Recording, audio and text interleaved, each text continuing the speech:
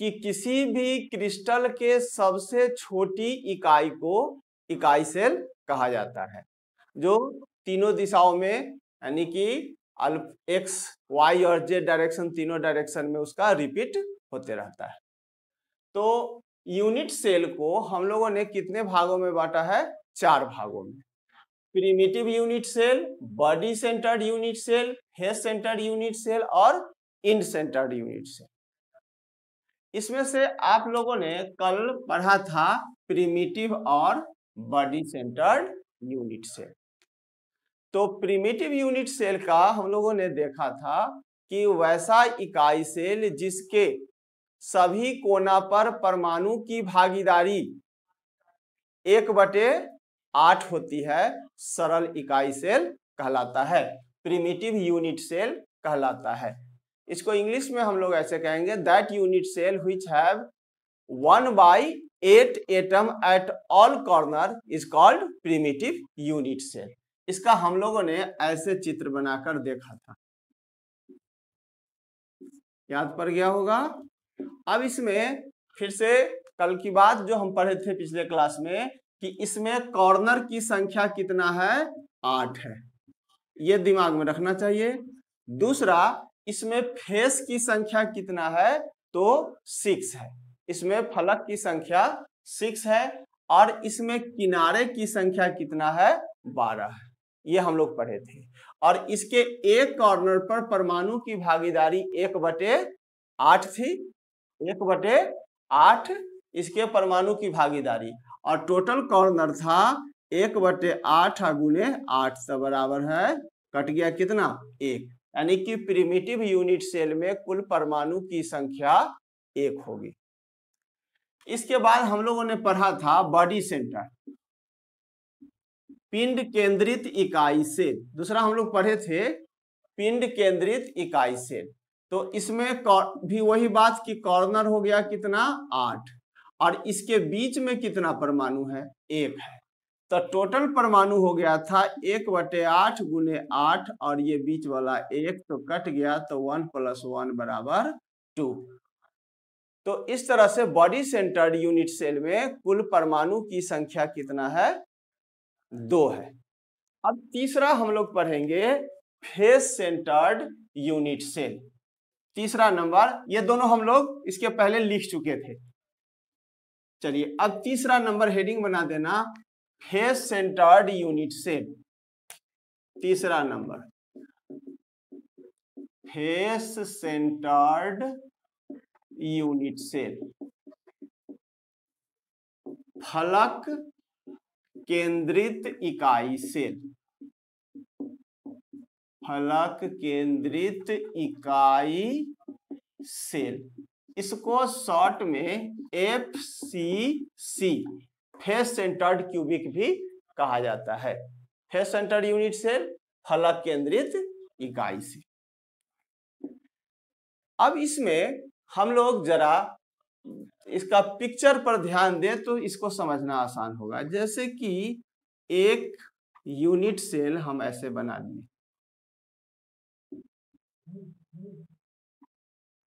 लिए, अब इसके सभी कोना पर परमाणु कितना हो गया? तो 1/8 तो है ही। चलिए अब यहां पर हम लोग विचार करें इस फेस पर, तो ऐसा फेस कितना है? 6। कुल फेस कितना है? 6। और इसके एक फेस पर परमाणु रहेगा कितना? जैसे कि इसके एक फेस पर इसको ऐसे जोड़े, तो इसके एक फेस पर जो यहां रहेगा परमाणु वह कितना होगा? 1/2। इसको हम लोग ऐसे समझें कि जैसे कि यहां पर ये, ध्यान से देखिए कि अगर इसको यहां पर हम रखते हैं तो इसके बाहरी भाग में कितना आया? आधा, और इसके भीतरी भाग में कितना गया? आधा। मतलब कि इसके इनर पोर्शन में आधा एटम है और इसके बाहरी पोर्शन में आधा।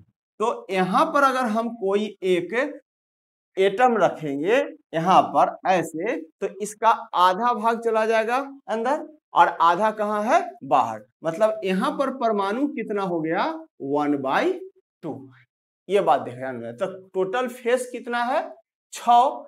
तो हर फेस पर कितना कितना एटम मिलेगा 1/2। तो अब इसका डिफिनीशन लिखने के लिए हम लोग ऐसे लिखें कि वैसा इकाई सेल जिसके सभी कोना पर परमाणु के अतिरिक्त, सभी कॉर्नर पर तो परमाणु है ही, सभी फलक पर परमाणु की भागीदारी 1/2 हो। सभी फलक पर, ये फलक है, यहां भी फलक है, कुल फलक कितना है 6।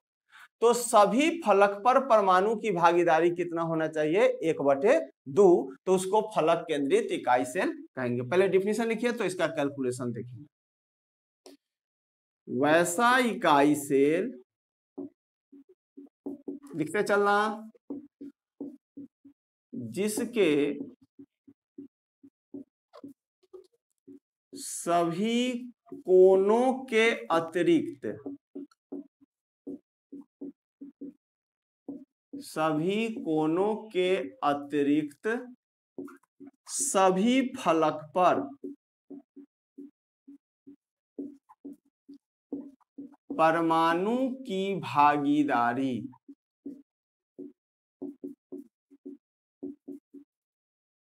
1/2 हो। फलक केंद्रित इकाई सेल कहलाता है, इकाई सेल कहलाता है। चलिए इसको लिखिए। वैसा इकाई सेल जिसके सभी कोनों के अतिरिक्त सभी फलक पर परमाणु की भागीदारी 1/2 हो, फलक केंद्रित इकाई सेल कहलाता है। तो यहां पर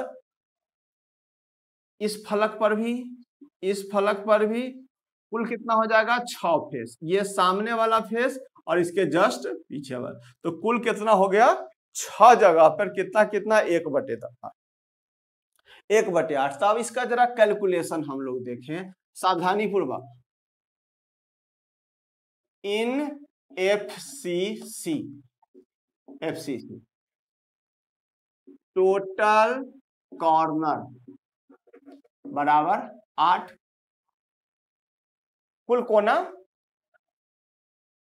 टोटल फेस माने कुल फलक कितना हो गया 6। एटम एट वन कॉर्नर, एक कोना पर परमाणु की भागीदारी कितना था 1/8, 1/8। और टोटल कॉर्नर कितना है 8, यहां से देखिए, और टोटल फेस कितना है 6, और एक कोना पर कितना है 1/8। अब चलिए यहां पर फेस पर एटम एट वन फेस कितना था 1/2। फिर से जरा देखिए कि टोटल कॉर्नर कितना है 8 और टोटल फेस कितना है तो 6। एक कोना पर परमाणु 1/8 और एक फेस पर परमाणु कितना है 1/2। तो अब जरा इसको कैलकुलेट कीजिए। टोटल एटम माने कुल परमाणु, टोटल एटम माने कुल परमाणु।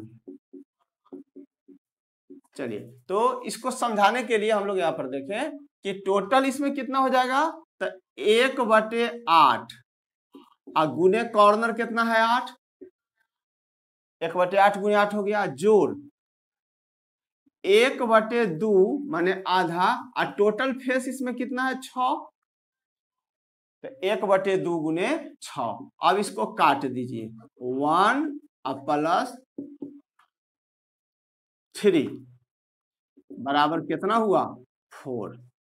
तो हम लोग यहां पर लिख सकते हैं कि एफसीसी में कुल परमाणु की भागीदारी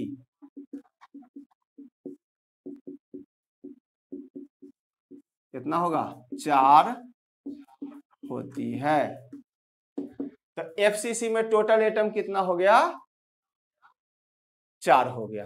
तो प्रिमिटिव में कुल परमाणु 1, बॉडी सेंटर में कुल परमाणु 2 और फेस सेंटर में कुल परमाणु 4 होता है।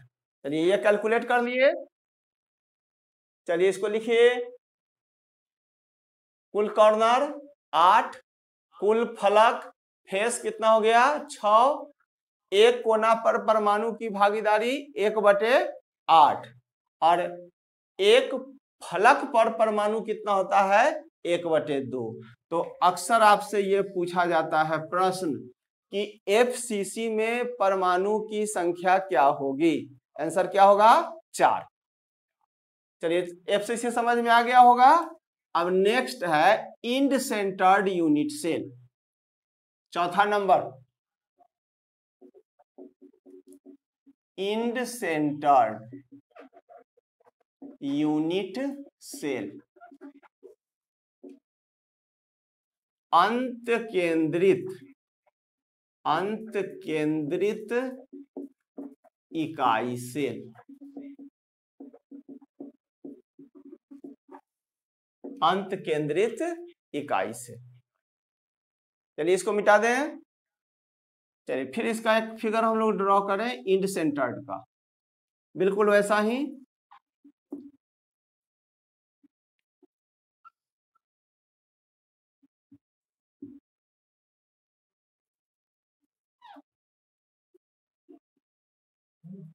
चलिए अब इसमें भी हम लोग यहाँ डिफिनीशन इसको निकालना चाहे तो कॉर्नर इसमें भी कितना हो गया? 8 और फेस कितना? 6, बिल्कुल वही। लेकिन इसमें जो हम लोग देखेंगे कि अंत केंद्रित किसको कहेंगे, तो ये फेस अगर यहां ले तो इसके सामने वाला फेस यहां पर हो जाएगा।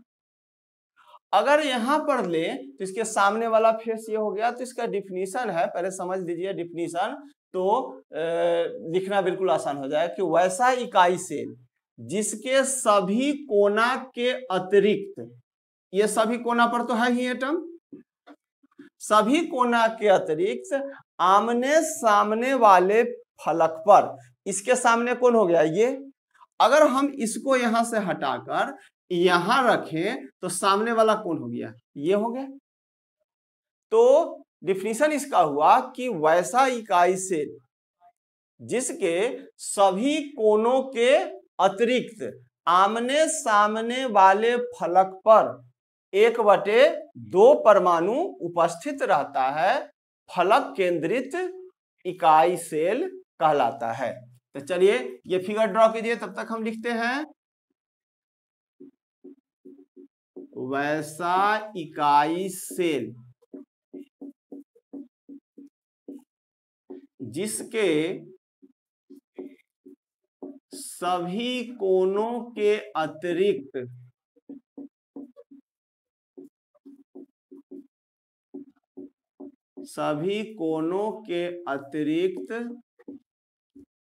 आमने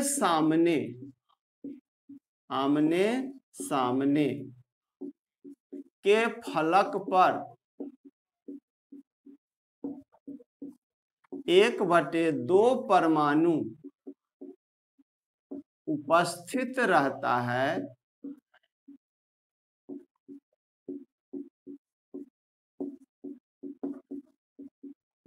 फलक केंद्रित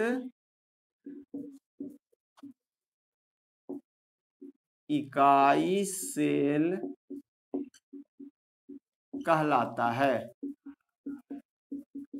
फिर से इसको मिला लीजिए। वैसा इकाई सेल जिसके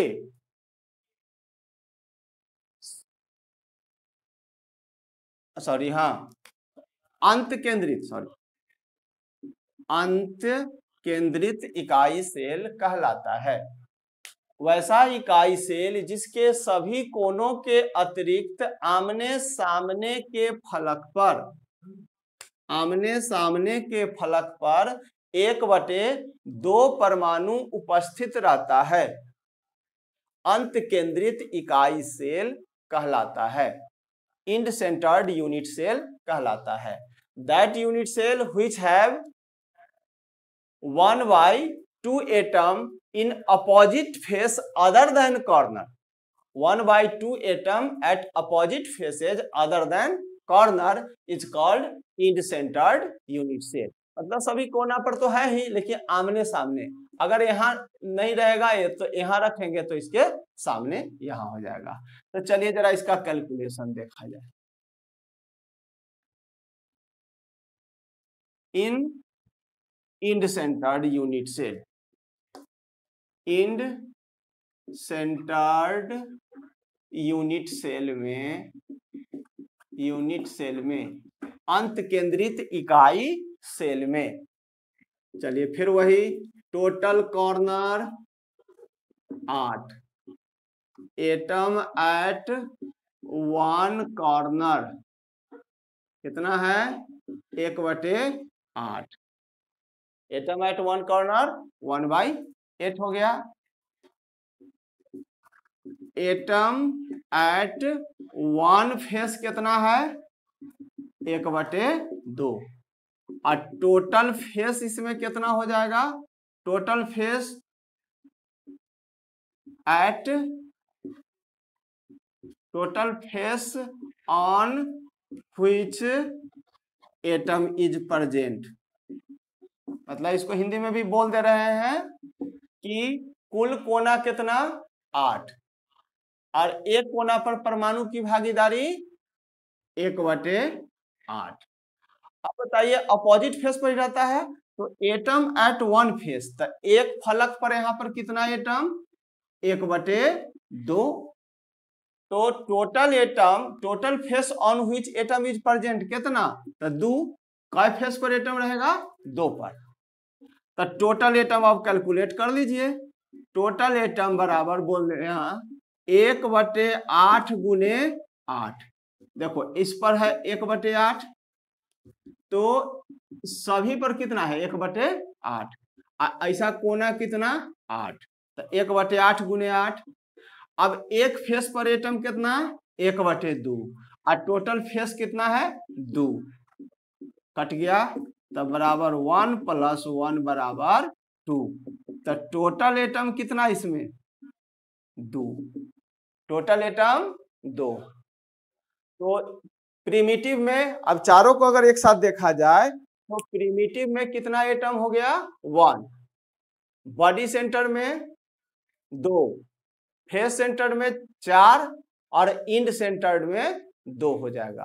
तो सबसे ज्यादा भारी सबसे ज्यादा घनत्व वाला कौन होगा, तो FCC हो जाएगा, मतलब FCC में परमाणु की संख्या सबसे ज्यादा हो जाएगा।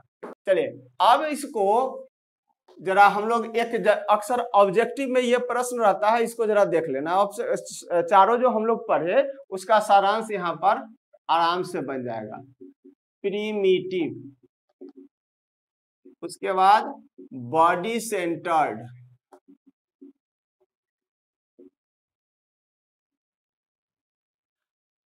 बॉडी सेंटर्ड, तीसरा फेस सेंटर्ड, फेस सेंटर्ड, और चौथा इंड सेंटर्ड। ये 4 प्रकार के यूनिट सेल हम लोग पढ़े। चलिए यूनिट सेल जरा देखते चलना, इसी से ऑब्जेक्टिव रहता है अक्सर। तो 4 प्रकार का हम लोग पढ़े, primitive, body centre, face centre और इंड सेंटर। अब इसमें टोटल कॉर्नर बताइएगा, सब में वही बात था, कितना 8 8 8 8, सब में टोटल एटम हो गया। दूसरा टोटल फेस कितना लिखे 6, सब में 6। चलिए एटम एट 1 कॉर्नर, मतलब एक कोना पर परमाणु की भागीदारी, एक कोना पर कितना था 1/8, फिर 1/8 और 1/8, सभी कोना पर परमाणु कितना हो गया? 1/8 हो गया। सभी कोना पर परमाणु की भागीदारी हो गया 1/8। अब जरा इसको ध्यान से देखना, एटम एट वन फेस, एक फेस पर परमाणु की भागीदारी कितना? प्रिमिटिव में तो कोई नहीं था फेस पर, 0। अच्छा, बॉडी सेंटर में भी फेस पर कोई परमाणु नहीं था, 0। और फेस सेंटर पर कितना था? 1/2। और इंड सेंटर में भी एक फेस पर कितना था? 1/2 था। तो टोटल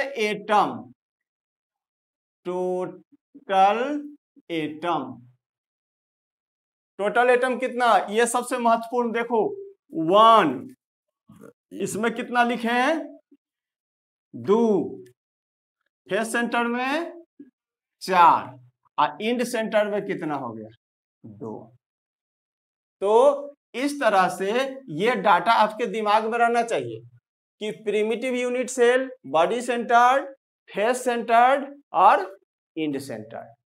तो आपसे अब कोई भी प्रश्न पूछा जाए यूनिट सेल से संबंधित तो आप आसानी से बता सकते हैं। पहला क्वेश्चन, प्रिमिटिव यूनिट सेल में कुल परमाणु की संख्या होती है कितना? 1। बॉडी सेंटर्ड में कुल परमाणु 2, फेस सेंटर्ड में कुल परमाणु 4 और इंड सेंटर में कुल परमाणु 2 हो गया। प्रिमिटिव में कोना की संख्या, कॉर्नर की संख्या 8 हो गया और उसके एक कोना पर कितना परमाणु? तो 1/8 है। तो इस तरह से ये प्रश्न आपसे अक्सर ऑब्जेक्टिव में ये चारों से रहता है। ये बात जरूर दिमाग में आ गया होगा। चलिए इसको जरा उतार लीजिए तो हम मिटाएं इसको। चलिए अब हम लोग यहां पर इसके आगे देखें, क्रिस्टल सिस्टम।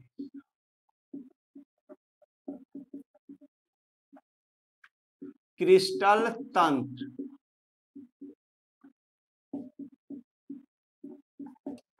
अगला हेडिंग बनाइए, क्रिस्टल तंत्र, क्रिस्टल सिस्टम या क्रिस्टल तंत्र। इसको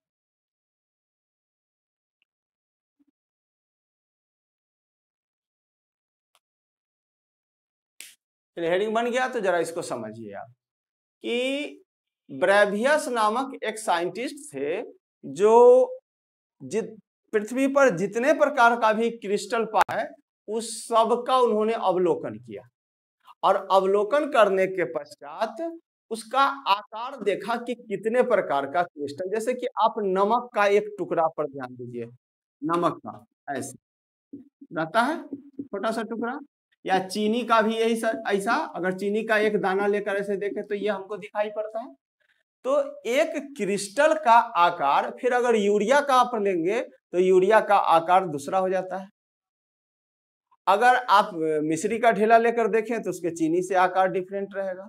तो उसका अति सूक्ष्म अगर परमाणु को देखा जाए तो बहुत सारे प्रकार के क्रिस्टल दिखाई पड़े और उस क्रिस्टल को कुल 7 भागों में बांटा गया है। तो चलिए हम लोग लिखे कि क्रिस्टल तंत्र को 7 भाग में बांटा जाता है। क्रिस्टल तंत्र को 7 भागों में बांटा जाता है। नंबर 1, इसका हिंदी अंग्रेजी दोनों एक ही लिखना, क्यूबिक। दूसरा टेट्रागोनल, लिखते चलना, tetragonal. Orthorhombic,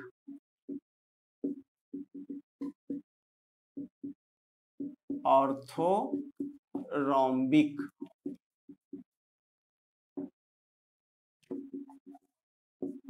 hexagonal,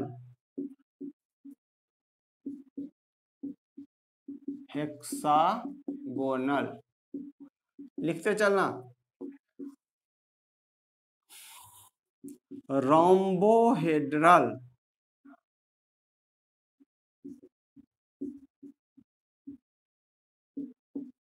rhombohedral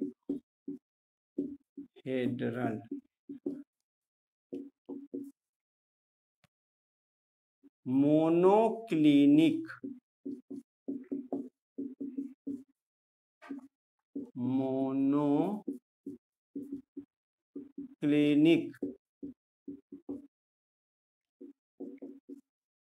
next triclinic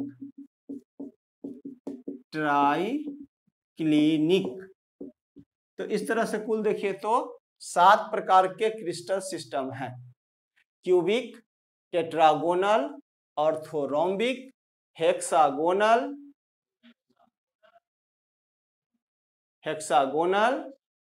rhombohedral,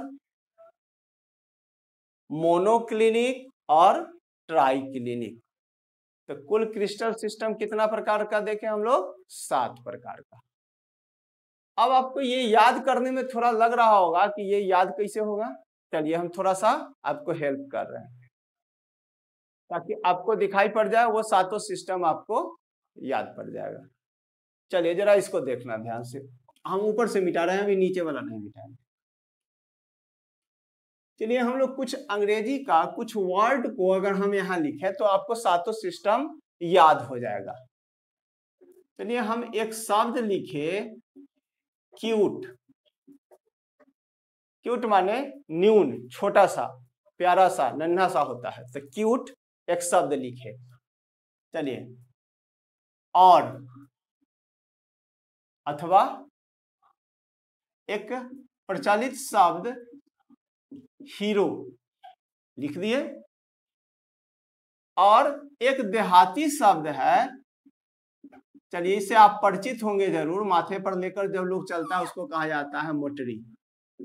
अगर ये शब्द आपको दिमाग में आ जाए तो आप 7 क्रिस्टल सिस्टम को आसानी से लिख दो। चलो देखो तो, क्यू से क्या हो गया? Cubic, TE tetragonal, cubic tetragonal. Next orthorhombic, HE hexagonal, RO rhombohedral, MO monoclinic और TRI ट्राइक्लिनिक। अब चलिए हम इसको मिटा दिए, अब आपसे हम बोलवा लेना चाहते हैं। जरूर याद हो गया होगा अगर इसको देखें तो, क्रिस्टल सिस्टम कितने प्रकार का 2017 या 18 में पूछा कि क्रिस्टल तंत्र कितने प्रकार का होते हैं, how many types of crystal system. तो देयर आर 7 टाइप, 1 2 3 4 5 6 7। क्रिस्टल तंत्र कितने प्रकार का? 7 प्रकार का। अब बिना देखे भी बोला जा सकता है सामने, क्यूबिक, टेट्रागोनल,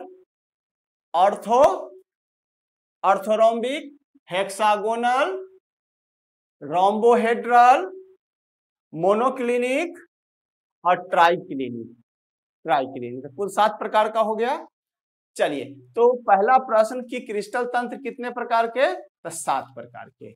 और इसमें अब हम लोगों को बारी बारी से जरा देखेंगे कि इस 7 क्रिस्टल सिस्टम के अंतर्गत ब्रेविस लैटिस, ब्रेविस साइंटिस्ट का नाम था, उन्होंने कहा कि इसके अंतर्गत जो क्रिस्टल पाया जाएगा वह कुल कितना प्रकार का? 14 प्रकार का होगा। तो क्रिस्टल तंत्र कितना? 7 प्रकार का। और ब्रेवियस लैटिस कितना प्रकार का? 14 प्रकार का। कैसे, वो अभी आपको थोड़ा देर में पता चल जाएगा कि। तो हम लोग एक लाइन यहां पर पहले लिखो, 7 क्रिस्टल तंत्र के अंतर्गत, 7 क्रिस्टल तंत्र के अंतर्गत ब्रेविस लैटिस की संख्या 14 होती है। अभी हम बताएंगे 14 कौन कौन होगा। तो क्रिस्टल सिस्टम कितना 7 और ब्रेवियस लैटिस कितना प्रकार का हो गया 14 प्रकार का। तो चलिए अब उस सातों क्रिस्टल तंत्र के अंतर्गत 14 ब्रेविस लैटिस कौन कौन होगा इस पर हम लोग विचार करें। तो ब्रेविस लैटिस में हम लोग क्रिस्टल तंत्र में 7 हुआ और यूनिट सेल कितने प्रकार का 4 प्रकार का था, primitive, body centre, face centre और इंड सेंटर। इसको एक सीक्वेंस बना लो। सबसे पहले कौन लिखे थे प्रिमिटिव, ये ट्रिक है समझने के लिए। दूसरा बॉडी सेंटर, तीसरा फेस सेंटर और चौथा end centre. Primitive, body centre, face centre और इंड सेंटर। तो हम फिर से आपके नजदीक लिखने जा रहे हैं टोटल क्रिस्टल तंत्र। इसको देखना है, केवल दिमाग लगाने हैं। तो सबसे पहला था क्रिस्टल सिस्टम में क्यूबिक, टेट्रागोनल, आगे ऑर्थो रोम्बिक, आगे बोलिएगा हेक्सागोनल, आगे रोम्बोहेड्रल, आगे मोनोक्लिनिक और ट्राइक्लिनिक। 7 को हो गया। चलिए अब जस्ट एक गेम की तरह खेलना इससे कि आप इसके अंतर्गत जो ब्रेविस लैटिस होता है कुल कितना 14 प्रकार का। तो हम यहां पर एक नंबर देते हैं 32,41,121। फिर गप करो ना, बहुत एक के आदमी का आवाज हम बार बार सुनते हैं।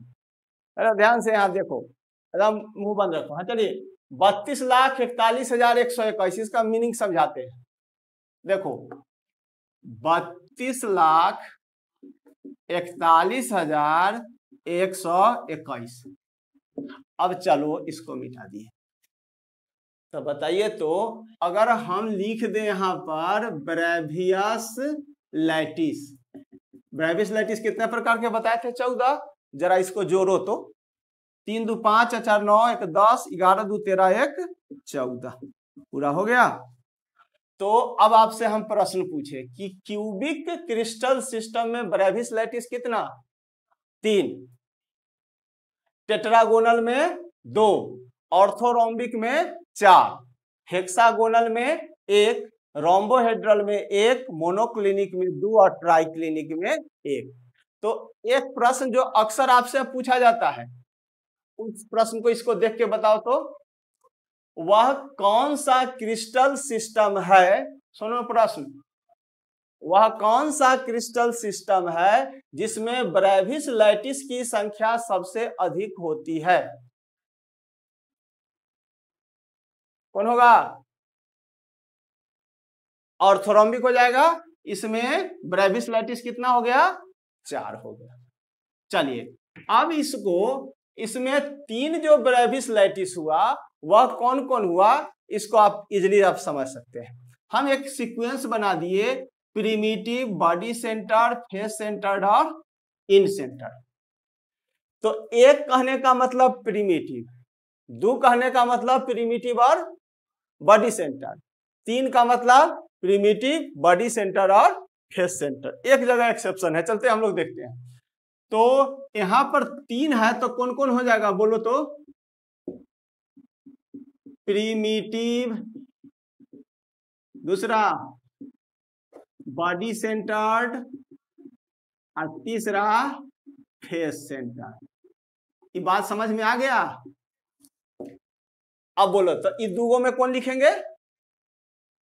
प्रिमिटिव और body centre, primitive, body centre.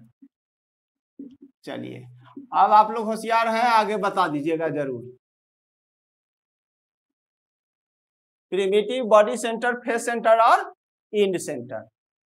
चलिए primitive, body centred, face centred और इंड सेंटर्ड, इंड सेंटर्ड। चलिए काम हो गया। अब हेक्सागोनल में तो आपको पता है प्रिमिटिव, इसमें भी क्या होगा प्रिमिटिव, यहां भी एक है तो क्या होगा प्रिमिटिव।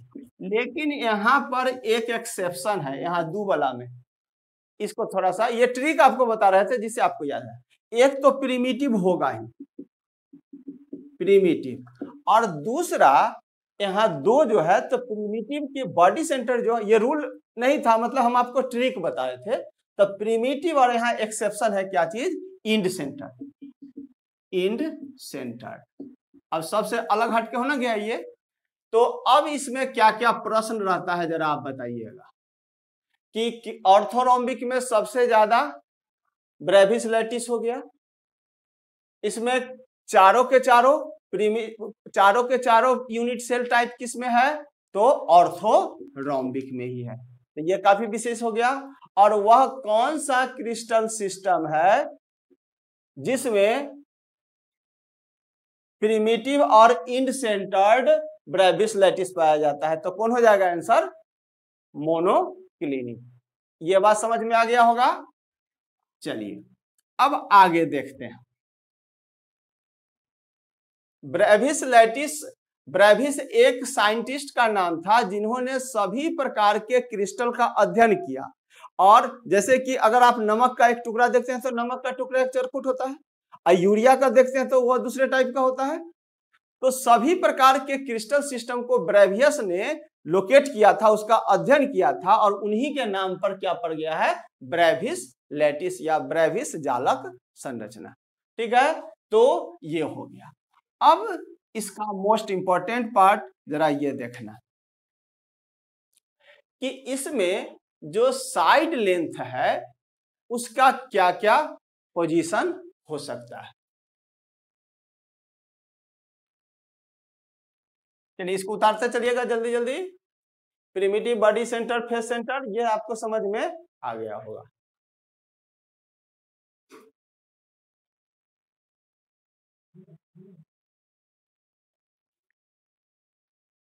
चलिए अब इसका हम इसी में बना लो तो आसान रहेगा। साइड लेंथ माने किनारे की लंबाई, किनारे की लंबाई साइड लेंथ।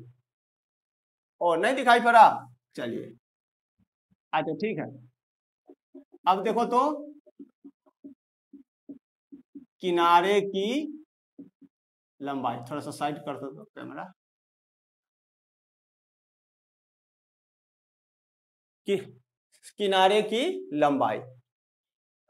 अब चलिए इसको जानने के लिए हम लोग यहाँ पर जैसे ये बात करें तो समझ जाएगा, तो ये लिखा जाएगा, बिल्कुल याद करना नहीं है, याद नहीं होगा लेकिन समझ जाएगा तो लिखा। जैसे कि ये दोनों की लंबाई क्या है बराबर है, ये दोनों बराबर है। तो अगर हम इसको ए कहें और इसको बी कहें तो बोलो तो ए बराबर बी हम लोग लिख सकते हैं। ए और बी क्या हो गया बराबर हो गया।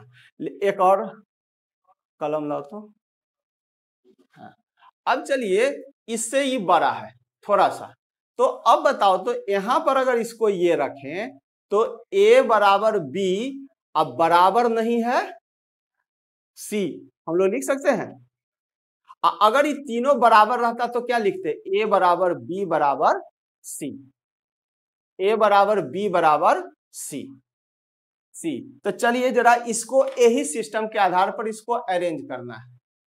तो पहला होता है ए बराबर बी बराबर सी। चलिए किसमें, क्यूबिक में, बी बराबर सी हो गया। चलिए अब इसको तुरंत आपको याद हो जाएगा, इसको जरा देखना। ए बराबर बी बराबर नहीं है सी, ठीक है, ए बराबर बी बराबर नहीं है सी। और तीसरा होता है ए बराबर नहीं है बी अब B बराबर नहीं है C, A बराबर नहीं है B, B बराबर नहीं है C।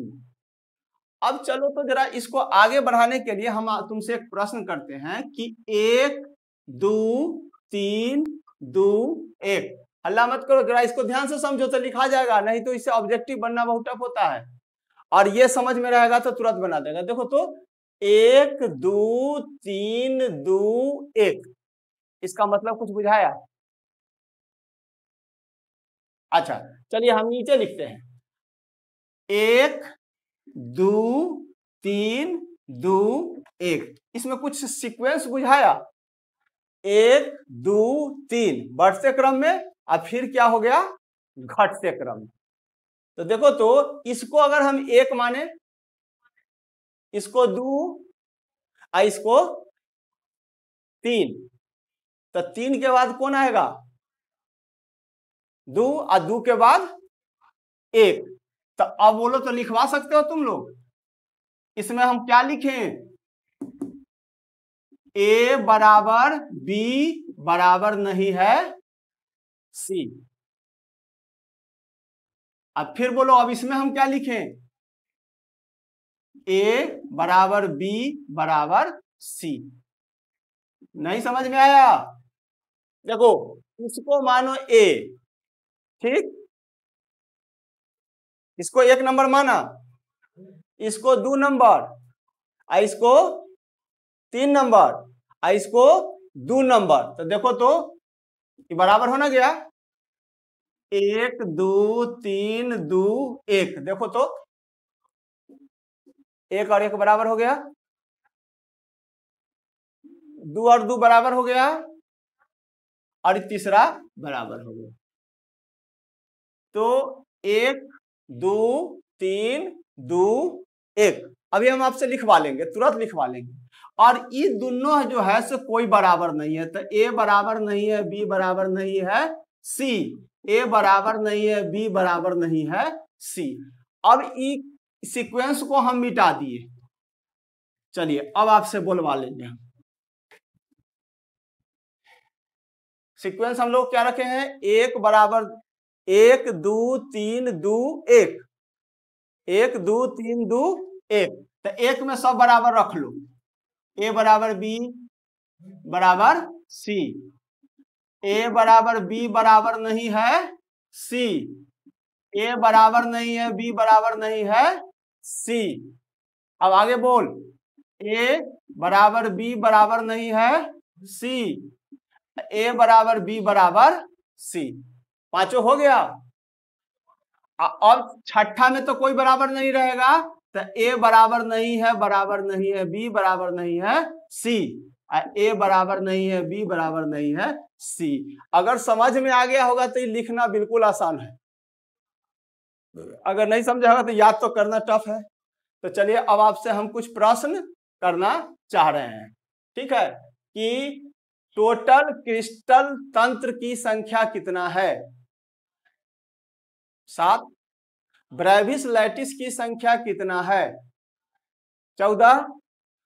वह कौन सा क्रिस्टल सिस्टम है जिसके अंतर्गत 4 प्रकार के ब्रेविस लैटिस होते हैं?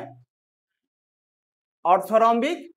और ये सीक्वेंस आपको ज्यादातर एग्जाम में दिया हुआ रहेगा और पूछता है कि इसमें से यह कौन सा क्रिस्टल तंत्र है। तो ये अगर सीक्वेंस दिमाग में है कि 1 2 3 2 1, तो आप आसानी से इसको देख सकते हैं। ये देखो तो A बराबर B बराबर C कहने का मतलब क्या हुआ? ऐसे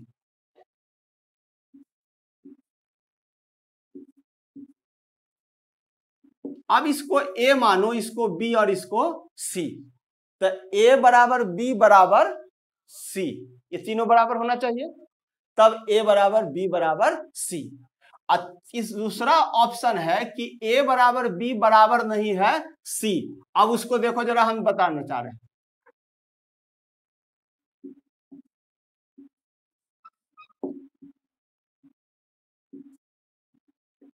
चलो देखो तो इसमें A और B बराबर हो गया, लेकिन इस C क्या है?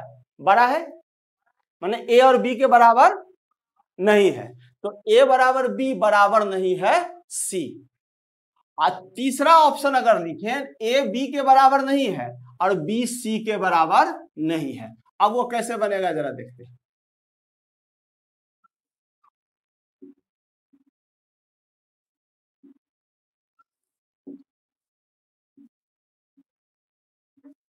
अब देखो ए बी सी, ए के बराबर बी है नहीं है और बी के बराबर सी नहीं है, तो वही कंडीशन यहां पर है कि क्रिस्टल में जो साइड लेंथ अगर बराबर है तो ए बराबर बी बराबर सी, अगर बराबर नहीं है तो ए बराबर बी नहीं है बराबर सी।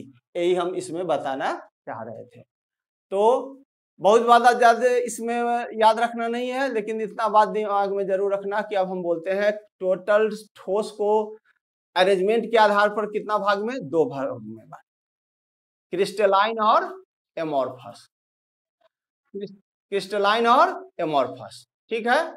और फोर्स के आधार पर कितने भागों में बांटे, 4 भागों में, आयनिक ठोस, कोवैलेंट सॉलिड, तीसरा मेटेलिक सॉलिड और चौथा मोलेकुलर सॉलिड। ये सभी का आपको एक एक एग्जाम्पल याद रखना है। उसके बाद हम लोगों ने पढ़ा यूनिट सेल। तो यूनिट सेल किसको कहेंगे, तो किसी भी क्रिस्टल के सबसे छोटी इकाई को यूनिट सेल कहा जाता है। यूनिट सेल काय प्रकार के, 4 प्रकार, 4 प्रकार के, primitive, body centre, face centred और इंड सेंटर। चलिए, प्रिमिटिव में कुल परमाणु की संख्या 1, बॉडी सेंटर में कुल परमाणु की संख्या 2, फेस सेंटर में कुल परमाणु की संख्या 4 और इंड सेंटर में कुल परमाणु की संख्या 2। तो सबसे ज्यादा घनत्व वाला कौन हो जाएगा, एफसीसी, एफसीसी हो जाएगा।